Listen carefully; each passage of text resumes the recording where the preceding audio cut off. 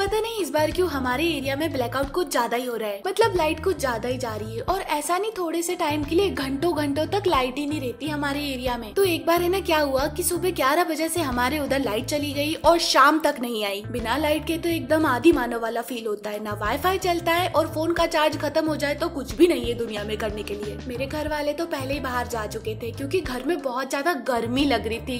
अभी गर्मी का सीजन चल रहा है और बिना लाइट लोगों के यहाँ एसी चल रहे, हमको पंखा भी नसीब नहीं हो रहा। तो गर्मी से परेशान होने के बाद मैं भी घर से बाहर निकली और अपने पार्किंग वाले एरिया में जाके बैठ गई क्योंकि गर्मी भले कितने भी हो लेकिन हमारे एरिया में शाम के वक्त ठंडी हवा चलती है। और घर में मेरी थोड़ी फटा भी रही थी, बहुत ज्यादा अंधेरा था ना। तब रात के करीबन 8 बज गए होंगे, तब तक लाइट नहीं आई थी और मैंने नोटिस किया कि मेरे घर का गेट खुला हुआ है। तो गेट खुला होने के कारण है ना हमारे घर में बहुत सारे मच्छर घुस जाते हैं। तो मैंने सोचा कि गेट बाहर से अटका देती हूँ और मैंने गेट बाहर से अटका दिया। अब हमारा गेट है ना 2 हिस्सों में खुलता है, इस चीज को याद रखना क्योंकि ये बहुत ज्यादा इम्पोर्टेंट चीज होने वाली है। अब देखो मैंने गेट की ना कुंडी वुंडी नहीं लगाई थी, मैंने बस हाथ से उसे धक्का देके थोड़ा सा बंद कर दिया था और फिर मैं वापस बाहर जाके बैठ गई हवा खाने के लिए। बट फिर मुझे बाहर भी मच्छर काटने लग गए थे तो मैंने सोचा कि घर के अंदर जाकर ही बैठ जाती हूँ। लेकिन जब मैंने घर के अंदर जाने के लिए गेट खोला,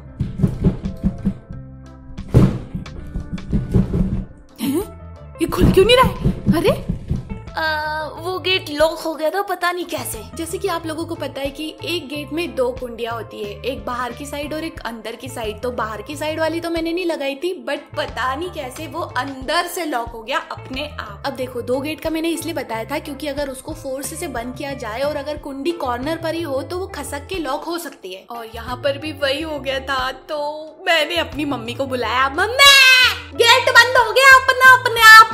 क्या गेट बंद हो गया अपने आप? और फिर मेरी मम्मी ने भी उसको खोलने की ट्राई करी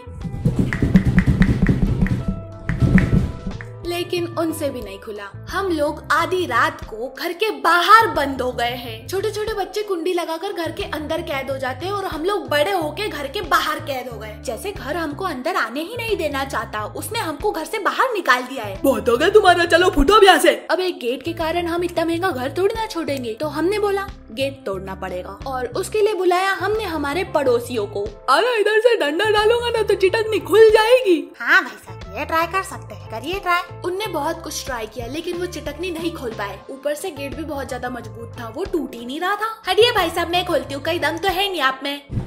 हाँ पड़ोसी भी अपने कहीं काम के नहीं है। भाभी जी ऐसा मत बोलिए।